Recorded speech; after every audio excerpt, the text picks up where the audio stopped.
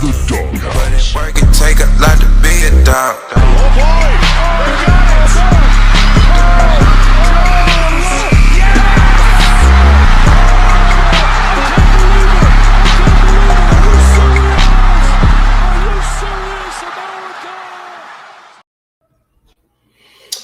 Welcome to episode 1 of the DawgHouse podcast. I'm your host, Roosevelt Jones. We have a special guest today, my former basketball coach, Brad Stevens, basketball operations, president operation of the Boston Celtics and general manager. Coach, how are you doing? I'm good, Rose.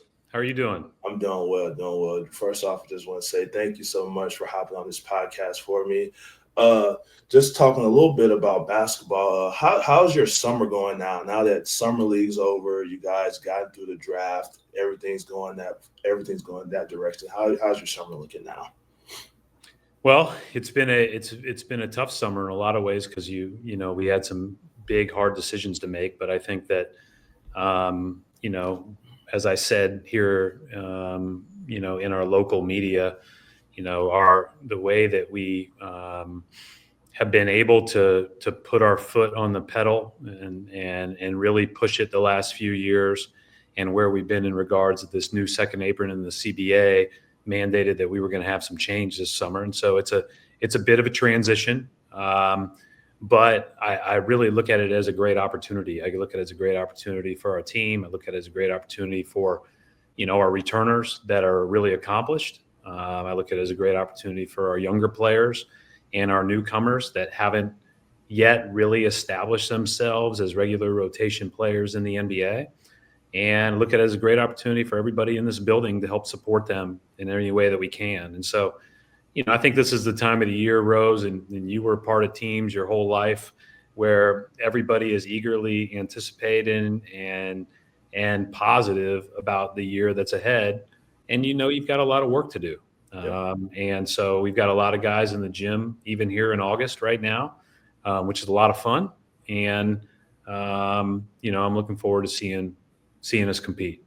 That's big time, Coach. And, I'm always supporting you guys on what you got going. So let's take a look back early on to your career. So you started off working at Eli Lilly. What makes you take that leap of faith to want to be a volunteer at Butler? I would say that I was, when I took I did an internship at Lilly when I was a junior in college. And then my senior year, I actually coached a little bit that summer, my junior year as well. I coached a youth team in Indianapolis, Municipal Gardens, AAU at the time, with my coach, Coach Red Taylor, and kind of got the itch a little bit and took a few education classes as a senior, then coached again that next summer with Red and really enjoyed it, but was committed to Lilly, went to Lilly and just knew that really my heart wasn't in that and wanted to give coaching a try. I like to describe myself as a not very good Division III player with still a lot of interest left in team, in competition, and in the game. When you grow up in Indiana, you grow up in Southern Illinois, but when you grow up in Indiana or those areas as a kid, basketball means so much. And to get a chance to stay with it, I knew I was going to try to do that. I had a few GA offers at the Division III level, and Thad had just been named the head coach at Butler the first time, 20 some odd years ago. And he said, you can come here and, pay for your own grad school and be a volunteer. And so took a leap of faith, and it worked out well. That's big time. So after 5 seasons, you get promoted to head coach. I mean, your first season, you win 30 games. During that season, with your coaching style, did you kind of put in your own offensive, defensive schemes, or did you kind of steal from Todd Licklider, Coach Thad? How did you do that going to your first season as a head coach?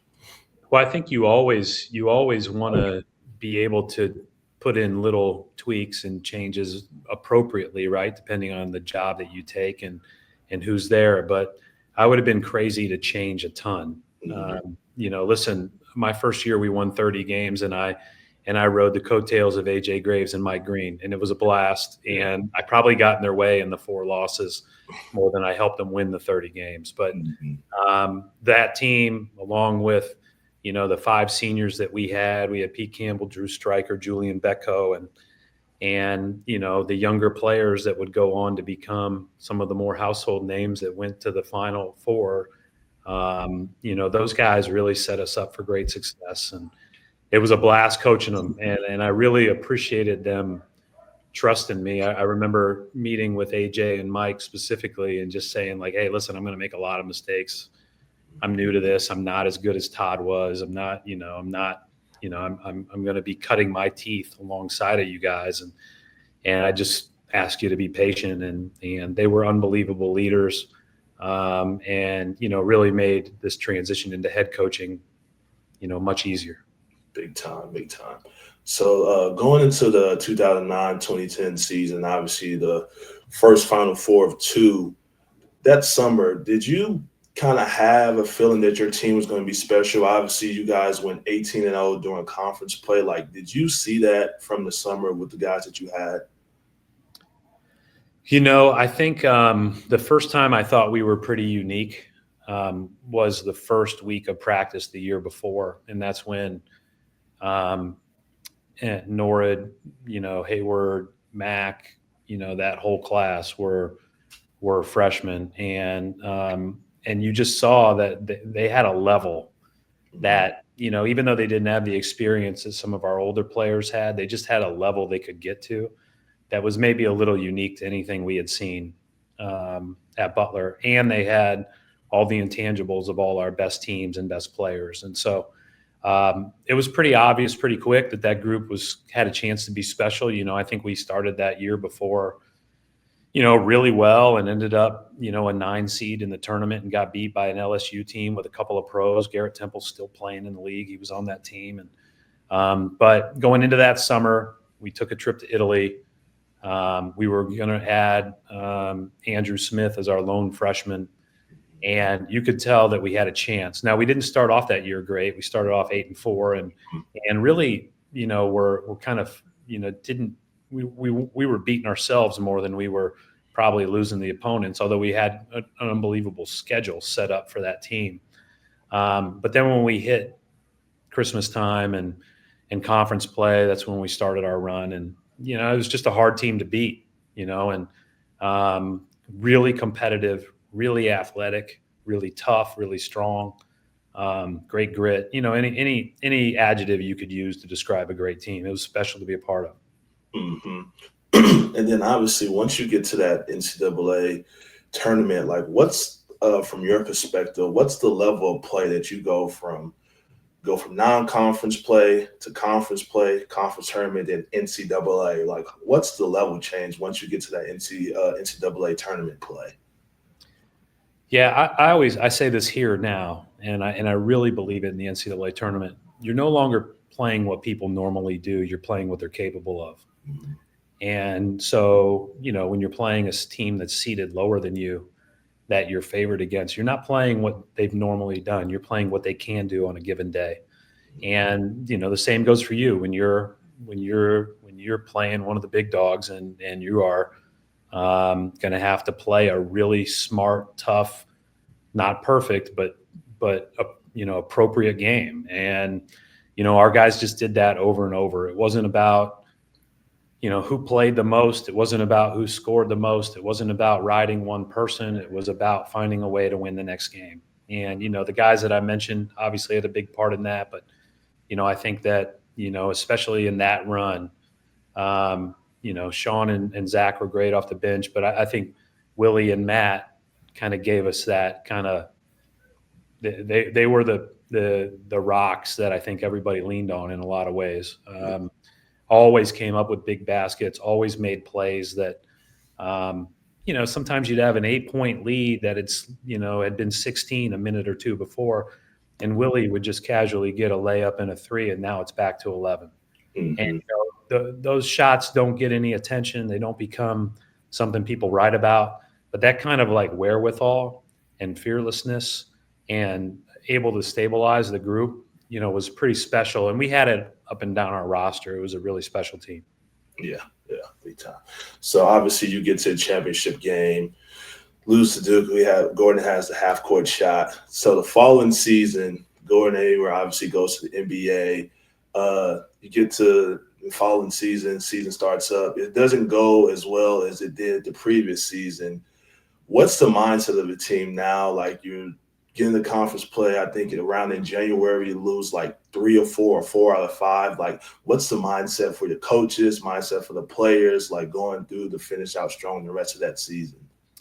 Yeah, I mean, that was a real challenge. And it was my first insight, I think, into how tough it is to beat human nature, even with like the most amazing group of people. You know, we were good. We weren't as good, obviously, when you lose Willie and Gordon and Avery Jukes. Like, we lost a lot of talent. But we were still a good basketball team. But we, I think, could feel maybe the weight of expectation. I think we could feel how that had changed. We could certainly feel our opponents and their amount of intent when they played us. And, you know, you always got that in the league, but we felt it out of the league. I mean, we opened that season at Louisville and got our doors blown off. Mm-hmm. And so I think that we really had to learn a lot about ourselves. We were 14-9. We just got beat at Youngstown State. Zach Hahn, you know, said in a brimstone and fire speech in the locker room afterwards that we weren't going to lose another game all year. And I thought he was crazy. And then Shelvin got the team together the next day and just had kind of one of those meetings where, hey, let's go through the room and talk about what we all can do better. I'll never forget, I sat in my room with Matt Howard and, you know, talked about like, hey, you know, your legacy is good here. Just go out and compete and try to enjoy the rest of your senior year. And man, we almost won the rest of them. Like Zach was, I thought he was crazy at first. And then I thought he had a little bit of like, you know, witchcraft at the end. Like, I didn't know what was going on. We were winning so many games in the tournament by a bucket here or there. All of our luck ran out in that last one. We didn't make a shot, but special group. You know, I think the 2010 team, if you went and played that tournament, you know, there's a lot of luck that it takes to get to a Final Four. But if you played that tournament 20 times, they'd probably get there a couple times. Yeah. That 2011 team, I'm not sure how many times we'd get there, but they found a way, and it's a huge credit to them. Mm-hmm. And that's also what I want to ask you about. Just like you said, like all the close games in that tournament, like obviously everybody knows you for like your calmness and how you go throughout the game. Like, where does that come from? Like, what's actually going through your mind throughout those close games? Well, you probably wouldn't ask Shelvin about my calmness when he fouled the guy, or Ron about my calmness when he kept letting that guard at Murray State go on. But no, I think that I probably have gotten an undue amount of love for that, and probably not completely true.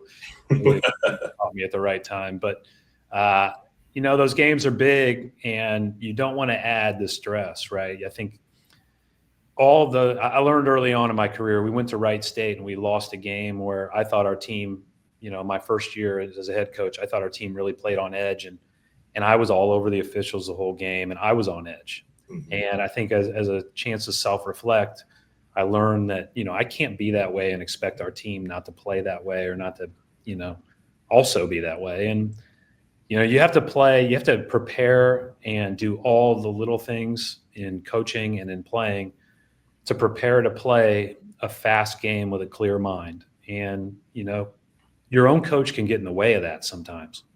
And I didn't want to be that guy. I didn't want to be in the way of us playing our best or giving us our best chance. And so I really learned a lot from that first loss, my first year as a head coach, and kind of promised myself I wouldn't do that again. I probably got in the way a few times over the next 15 years or however long I was a head coach, but I tried my best not to. Yeah, no worries. All right. So, yes, obviously you go to back-to-back Final Fours, and then now you get a little personal connection with me.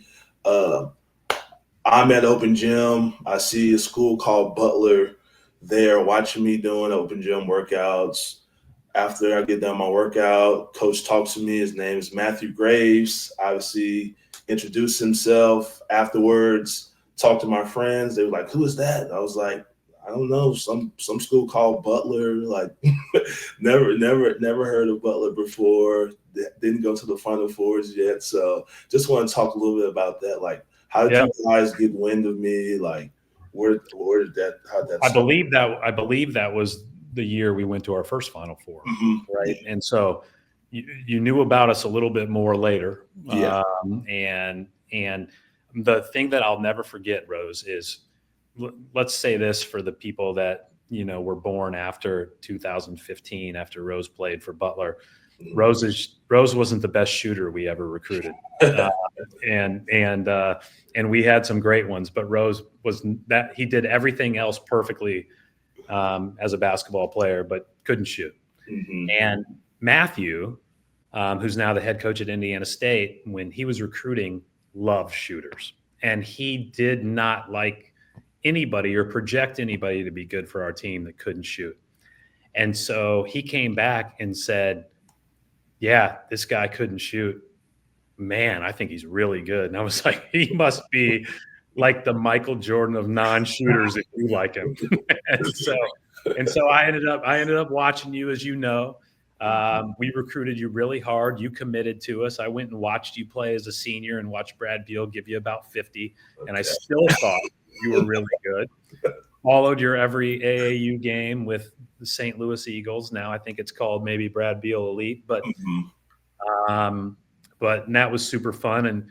And I always that was a special. I remember watching you guys. Well, obviously you guys had a great team. And we were at every game, and it was at that moment where hey, Rose is playing pretty well. We're still got to fight, scratch and claw to make sure somebody doesn't recruit him from us. So I felt like I had to be at every game. Well, Rose, as a college coach, you have to be at every game, but at some point you get bored watching 100%. over and over. And I'll never forget my daughter's first steps were during a St. Louis Eagles game, because I got the video from my wife, and I was sitting next to Billy Donovan, who now coaches the Bulls, who coached Brad in college. Yeah. And we just watched Kinsley's first steps for 30 minutes because we were so sick of watching the St. Louis. But we were there. We were supporting our guys. We came to our schools. Yes. So, story that people might not know. Obviously, you said play at the Schaefer Center, me versus Bradley Beal. He dropped 50. I think I still had 30, so it's all right. What happened to you after the game? The 50 was louder, first of all. The 30 was good. Listen, so this was before Uber. And so I had actually taken a cab. I had flown a booster at Butler was nice enough to fly me private. And I was flying in and out of a smaller airport. And so, we had practiced that afternoon. I flew private. I was going to the game, and I was going to fly right back. So I had this taxi cab's phone number, and I called it, no answer. Even though she had said she was going to come back and pick me up and answer. No answer, tried it again. Then my phone dies. And literally standing outside the Shavitz Center by myself 45 minutes after the game, I'm like, I don't know how I'm going to get back to this airport and get home. And so I just decided I'm going to walk to the loading dock and see if anybody's still there, if anybody's still working. And I get to the loading dock, and a car is pulling out, and I kind of wave them down, basically hitchhiked, right? And just said, is there any chance you could take me to a hotel nearby or something where I could get a cab and then go somewhere? And this guy looks at the person in his passenger seat and kind of looks back, then nods and just says, get in the back, we'll take you. And it ended up being David Lee's dad. David Lee's dad was an assistant at Chaminade, and he actually, we made small talk fast, and then all of a sudden he took me back to the airport, and I coached David a few years later in Boston. And so, small world. That's my own. Everybody's got their recruiting stories where something happened travel wise. Yes. And I've got a few others, but nothing where I ended up going to the loading dock and hitchhiking a ride home. Okay, that's a good story. All right, now going to my freshman year, the 2011-2012 season. Obviously, the first exhibition game, we lose. Yeah, we lose on a buzzer beater. After that game happens, obviously you had some words for us after that. But what is your thoughts? What's going through your mind? What's going through the coaching staff's mind about the team going forward after that exhibition game? If I would have been in my first year of coaching Rose, I probably would have been, fear of failure, scared to death. Hmm. After going to 2 Final Fours, I was like, well, we're not as good. That's Yeah. pretty clear. We're a lot younger. We're a lot less, experienced. We have a lot of room to go, but this will probably get our attention. Hmm. And I think, it did. And we didn't start off that year well. We scheduled strong again. When we did most of our schedules, Shelvin was still on our team. Yeah. And then Shelvin decided to go pro after his junior year. So that made that schedule tougher. A game that I really thought was important was our first game at Evansville, and we got a bad call at the end. But also, Cam didn't quite make the dress squad for that trip, and you hurt your back tying your shoes. Yes. So a 1-point loss felt like we could have made that a little bit more manageable. But I think we started off like 4-7 or something, and then we beat Purdue and beat Stanford and got a little bit of juice going in the league and ended up being a pretty decent team. And I thought set a stage and set the tone for my last year at Butler, your sophomore year, where we moved into the A-10, and I thought we had a hell of a team. Yeah. So going into that season, when you brought in Drew Cannon as your analytics manager, like, did you already sense like the game was shifting towards that direction? Like, what made you decide to go that route? Man, you give Drew Cannon, Drew Cannon's going to be walking around my office sticking his chest out. I thought Rodney Clark might have been the one that you were going to ask about bringing in. Him and Kellen scored a lot more baskets than Drew Cannon. But no, Drew, it's interesting that kind of whole, everybody was, and I think they still do, they were looking at the Ken Pomeroy's website, Ken Pomeroy. We were really, everybody had access that subscribed to that and looked at all of the, all that he was studying and started to think of the game in that type of way. I mean, we had, since I had been there in 2000, really tried to delve down into what the tendencies of our opponents are, what the tendencies of our own team is, like how can we use stats and analytics to make ourselves better. We just didn't have access to much. Yeah. And Drew was, I think, living in his parents' basement, writing random articles for scout.com. And a couple of them got picked up by ESPN, where he had taken some of the recruiting stats and broken them down and projected how guys would do in college. And I thought it was really interesting and realized that to pay for his master's and for business and pay him a small stipend a month, he could just do that for us. Mm-hmm. So that's what we did. We brought Drew with us, and he was there a year. He never did finish that master's, unfortunately, because the next year I brought him to Boston, and we've been working together ever since. Mm-hmm.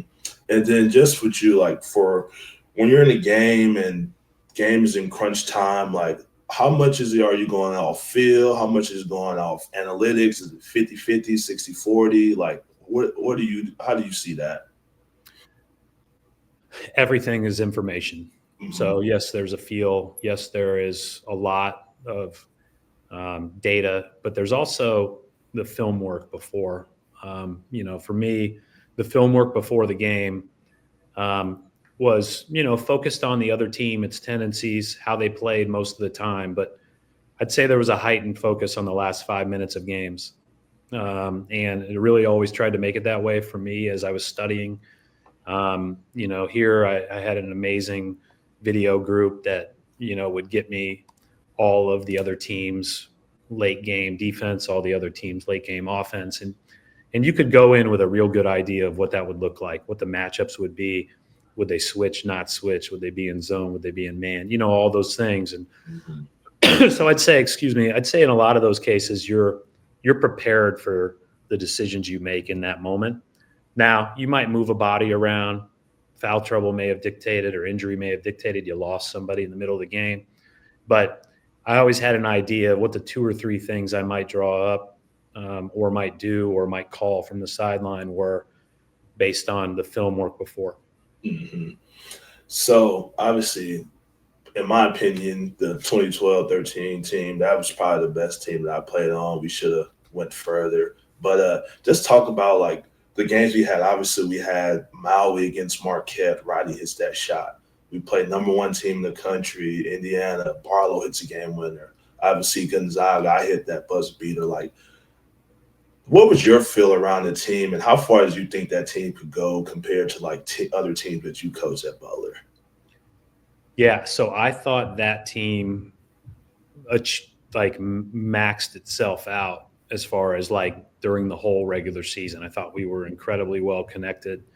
I thought our best players really, really impacted with their strengths. You at the, I would say more of a small forward spot, right? Andrew at the center had a great senior year.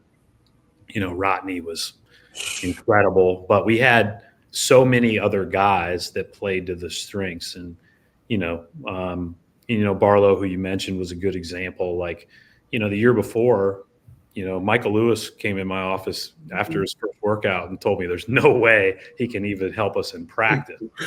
And I've told Barlow this before. He's going to get pissed that I'm sharing it, on this stage. But it shows you how hard he worked and how good he became. And it was really just a refusal to lose and a willingness to do whatever it took to find himself onto the court. And so, I thought that team, all those wins, I mean, you talked about the Gonzaga game, that's as special of an environment. I've been in TD Garden when we win it all. It's as special of an environment as I've ever been in.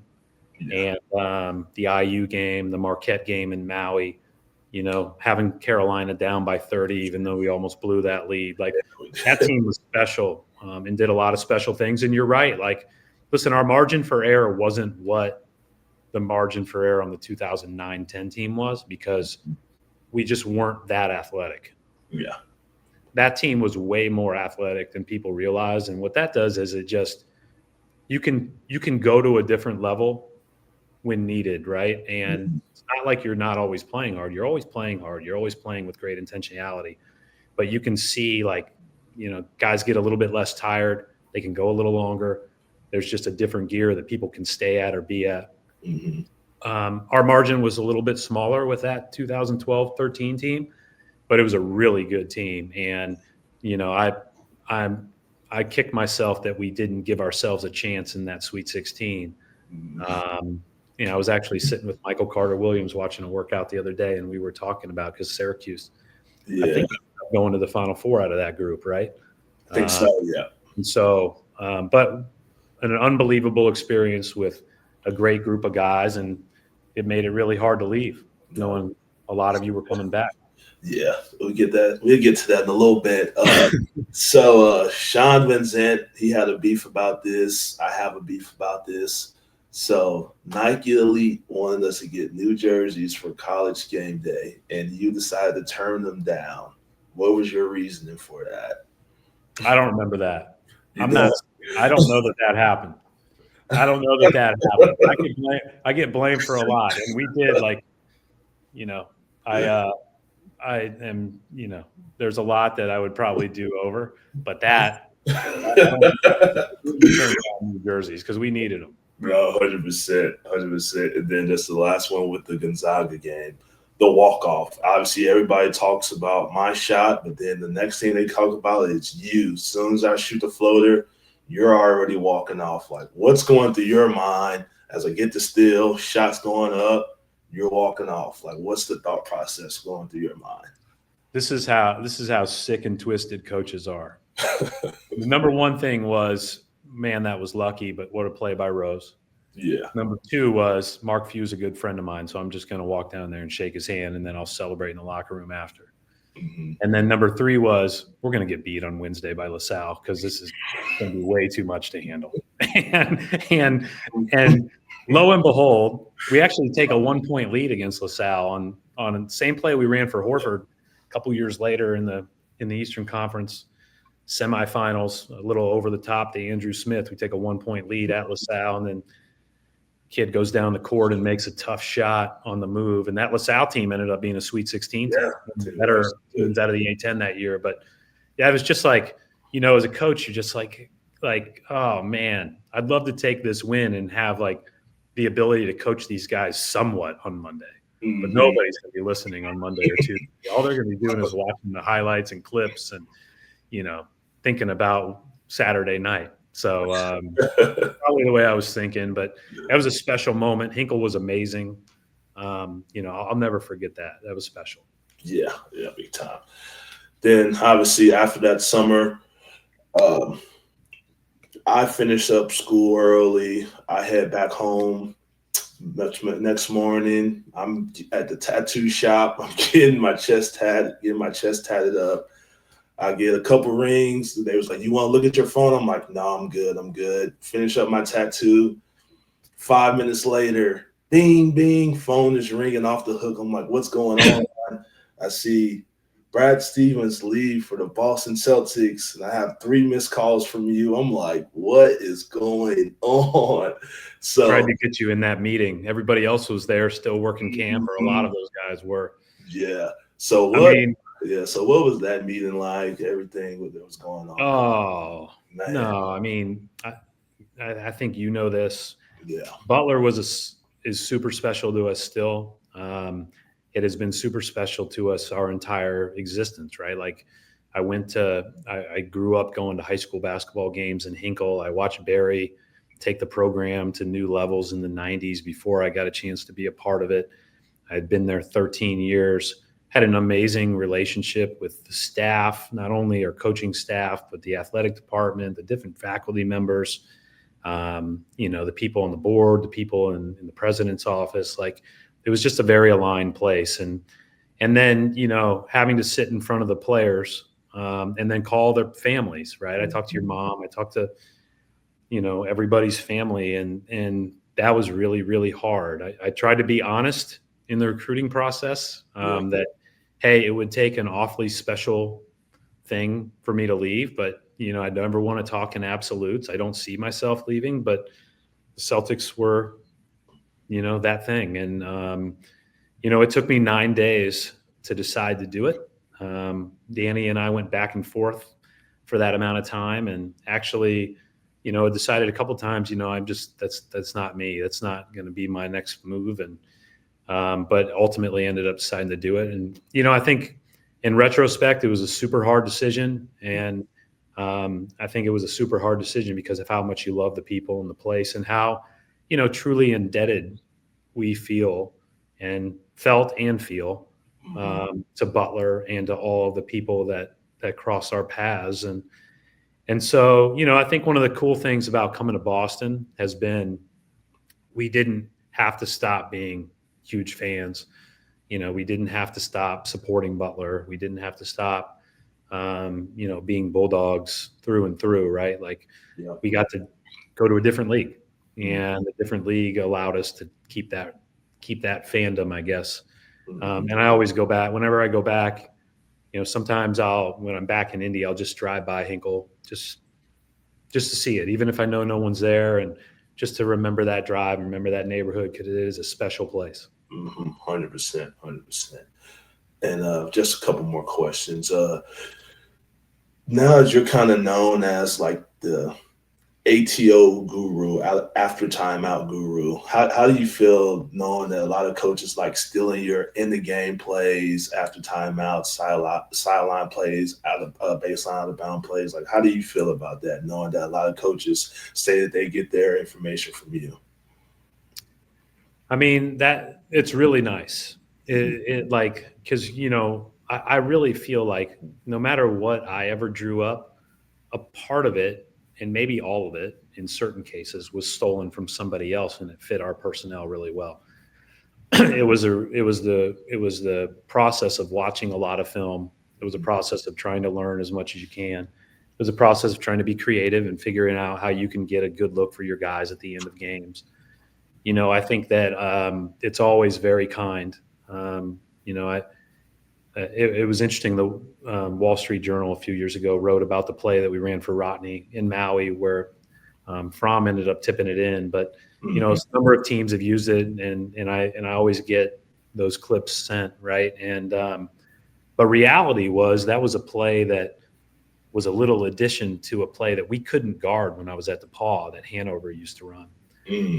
And so, like, everything is just a piece of something that you've seen before. And then maybe you're adding a little wrinkle to fit your personnel or to fit, what you need time and score wise or whatever else. But that was that of all that I miss in coaching, other than I get the relationship side still because I'm in the gym every day. I'm in the gym right now. But with all I miss in coaching, I think it's the teaching at the start of the season when you're really in practice. And I think it's the end of games, like those last 5 minutes, like I miss that. No, That's a pretty fun time. That's winning time, 100%. No doubt. When you hit your game winner, you hit a few game winners. You hit one, I think, in Omaha. I was there. Yes. So you hit the one against Gonzaga, but the one that I remember well is the when you posted up deep against Cincinnati, and I think Michael Lewis and Coltman ran all the interference up top and let you be one-on-one down the floor, right? And those types of things are really fun to think about, and those are special moments. And to be honest, that might be the difference between being a 7 and 10 seed or a 10 or a 12 or out of the tournament. And so you got to maximize those as much as you can. Yep. Coach, what are your thoughts on NIL and the current landscape of college basketball, and how do you think you would have handled it during your time? Yeah, I would say, first of all, I love college basketball. There's maybe a few small structural things that I would suggest changing, but I think that, obviously the game is drawing a lot of attention. The game in a lot of ways is in a great place. It is the new challenges of NIL, the new challenges of, pay for play, and the competitive challenges that come with that, the balance of the leagues, a big 68 team tournament, all of those things come into play. I think the biggest challenge maybe is when you have, now a bunch of new positions on coaching staff or general managers and things like that, is just when you add the number of people together on these staffs, you have way more than we used to, which is great because you have way more resources, way more brain power to tap into, way more ability to do reads on the court, things that are really helpful in building and developing a team with a couple of extra assistants that can be on the floor. But I do think sometimes, staff chemistry can become an issue because you have so many more people that are really involved in the program every day, right? And so it's one of the things that's so important here. We have 60 people in basketball operations and all of our players. And so, one of the things we really emphasize, and Joe and I really talk about a lot, is making sure everybody's on one page. And my college coach used to say it best. He used to say, I'd rather some of us be wrong, or I'd rather us be wrong and be all on one page than for some of us to be right. And I think that's great. And, as I had amazing staffs at Butler, but they were super small. There were 3 assistants at a time, 1 director of ops. We ended up with 2 GAs later on. We talked about Drew Cannon already. TJ Saint was the other, but, we didn't have big staffs. But a lot of those guys and all those guys have really gone on to do great things. And, they were a joy to be around every single day. But when we left the room, we had put all of our own individual ideas and thoughts to the side, and we left the room together. And, I'm thankful for all of those guys. And it's no surprise that a lot of them have gone on to be head coaches and or done great things at other places. And so, I was really lucky in that regard. Yes, 100%. And then just looking back from Butler to Boston, what's the biggest lesson that you carry with every day in your role? I mean, I think I was reading a book called Good People by Anthony Tijjan. And he says in there, with all of the advancements in technology, with all the advancements in the what's coming with AI, the greatest differentiation is still having great people, and that's the learning. It's been the learning here. It's a huge part of what we try to do in both building the roster and the 60 people that work in basketball operations with the roster every day. As I said earlier, everybody being willing to be ambitious but leave the room on one page is incredibly important. And I've been fortunate that, and I think it's largely why over these 25 years that I've been in 2 places, because that's always been at the forefront of both of these places. Mm-hmm. Big time. And then last question, Coach. Appreciate you so much for this. Just going back to, it can be going back to college days. Like, who were some of the people that, no matter what you did for game planning, scheme-wise, like whatever you tried to do, like there was no way that you could stop them? Well, I'll go back to the Butler days, and listen, we had a couple guys go off, right? Like they were, we played a lot of pros in my time there. Coaching against Curry at Davidson in the bracket buster, you felt on pins and needles the whole time. You felt just like you did in Game 4 of the NBA Finals in 2022. Like he can go off at any time and rewrite the whole story. That hasn't changed in now almost 20 years. Yep. And I think that speaks to his impact on the game and how good he was. With almost all of those guards, as you know, we used to really be active with our bigs and do like either a hard hedge or a contained blitz where we were really like going to take the ball out of their hands. And the only guy in college that I coached against that I didn't feel like we could do that against because he was too damn good. And he had that level of talent around him was Kyrie. Yeah. And the reason I say that was, Kyrie, they had Mason Plumlee setting picks and rolling. They had Kyrie with the ball, and they had Singler, Dawkins, Seth Curry, Nolan Smith, or were the others, right? So no matter where that ball got sprayed, it was either if you paid Kyrie too much attention, he just made the right pass to a 40% three-point shooter, or a lob or a slip to Plumlee for a dunk. And so that was the only guy. And this is going to sound stupid. We went to the Meadowlands and played Duke. We went under Kyrie for 32 minutes, and it worked because I think that they were just kind of like, what are you doing? This is the dumbest thing anybody could ever do against this guy. I had him the year before. I coached him in the USA basketball. I was a court coach for that team. And I mean, he was just electric. And so there was really no other answer that we had for that team. And eventually he hit a couple threes and ended up beating us late, but we played really well and had a chance to win. But I'd say that those two stood out in college. And then I'd say once you get to the NBA, you're playing against somebody that's capable of that almost every night. Yeah. And one of the things that I learned pretty early on, and I remember I really learned it with Blake Griffin and Chris Paul's pick and roll, was you can't give these guys one look. You can't prepare. You think you're going to prepare like in college, you're going to guard one thing one way the whole time. Chris Paul and Blake Griffin, you're not doing that. You got to mix it up. You got to change it up. It's got to be quarter to quarter. You might just have to do something won't work, but just that they have to think about the rest of the game. And I probably didn't do that well against those guys the first couple times, but you kind of learn that over time. The LeBrons, the Chris Pauls, the people that I coached against when they were at the peak of their powers, and all of these young guys now that are all amazing. You can't do one thing against them and expect it to be successful. You have to probably mix up a lot of things, especially as you get into a 7-game series. 100%. Well, that's all I have for today, Coach. Thank you so much for joining the DawgHouse. Appreciate it as always. I'm always going to be supporting you as you guys go through the season. Be keeping up with you guys, and just keep going, Coach. Congrats on your first podcast. Thank you, man. Even though you scored 30, I think this was a little bit better performance than that night in the David Center. Yeah, hopefully it does well. All right. Be well, Rose. All right, you too.